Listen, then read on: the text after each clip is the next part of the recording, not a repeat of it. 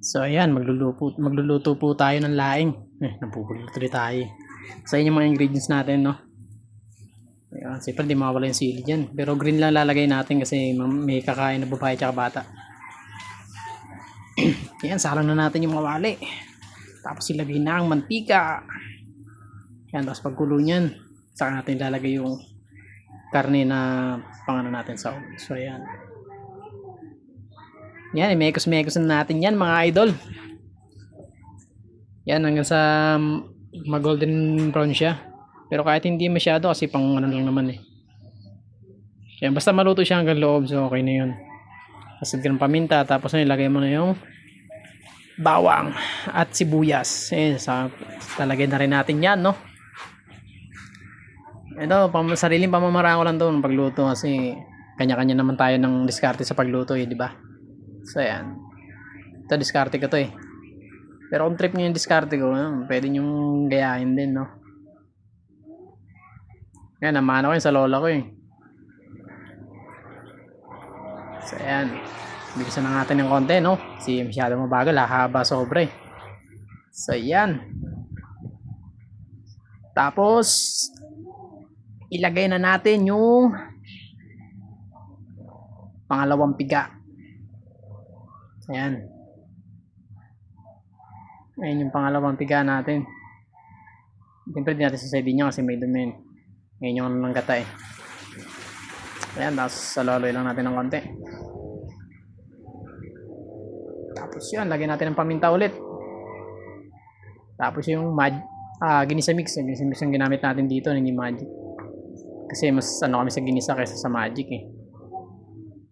So ayan, kalahati lang muna lagay natin. Mamaya natin lagay yung iba. So hintayin natin kumulo, no? Paggulo niya, saka natin ilalagay yung ating laing. So ayan, pakuloy natin maigi.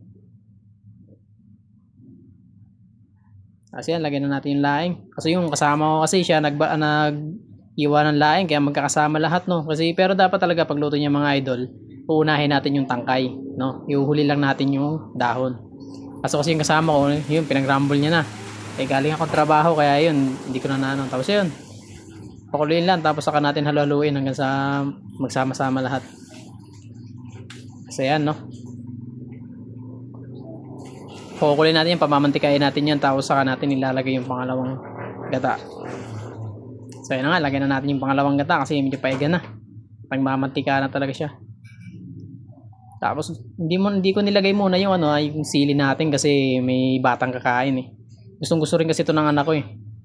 Kaya yun, lutuin muna natin yan, lagyan natin ng mga seasoning tapos asin.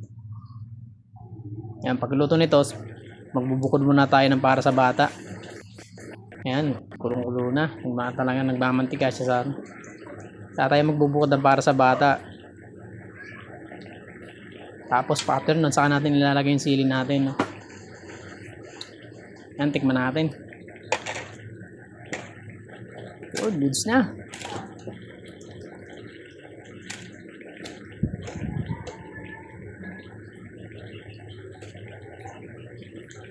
Kasi yan, puloy lang natin ng maigi pa. Add tayo ng asin pa kasi medyo matabang.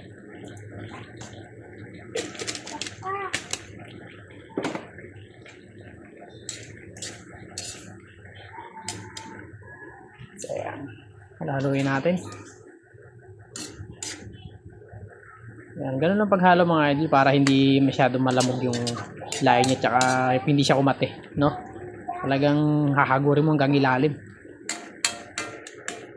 Tapos pag ganyan-ganyan lang, pag kalat-kalat nila para hindi masyado yung nahahalo ng sobra. Kasi nagpapakati kasi pag yung nasusobra siya sa halo. Kasi magbubukod na nga tayo ng para sa bata. Yan, bubukod na tayo ng para sa bata. Kasi gusto rin to ng anak kong panganay. Kaya pagbubukod natin siya ng hindi manghang. Pero mahilig din siya sa manghang, kaya lang syempre, di ba? Mas maano pa rin yung talagang walang anghang. Yan, tsaka after nga yan mga idol, saka tayo maglalagay ng saka natin lalagay yung sili natin, no? So yan, ayun. Yan yung sili natin. Green lang yung mga idol kasi yung asawa ko di rin gano sa anghang eh. Pero nakain din naman siya ng manghang. Yan, hinaan natin ng konti yung apoy kasi para hindi agad maiga. Maluto pa yung sili natin na nilagay. So, ayan. Yan, no? Pakukuluin lang natin na siya. Paigahin natin siya ng konti. No? Para yung magmantika talaga. Tapos, yung gata niya talagang lutong-luto. Actually, yan, luto na rin naman yung gata niya. Kaya na syempre, mas maganda pa rin yung medyo iga ng konti. Diba? So, yan. Ready to serve na, mga idol. Patayin na natin yan. Tapos, isalin na natin yan sa lalagyan.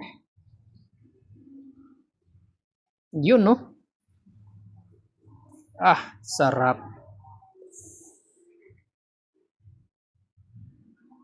Yan, kaya gustong-gusto ng asawa ko talaga ako nagluluto.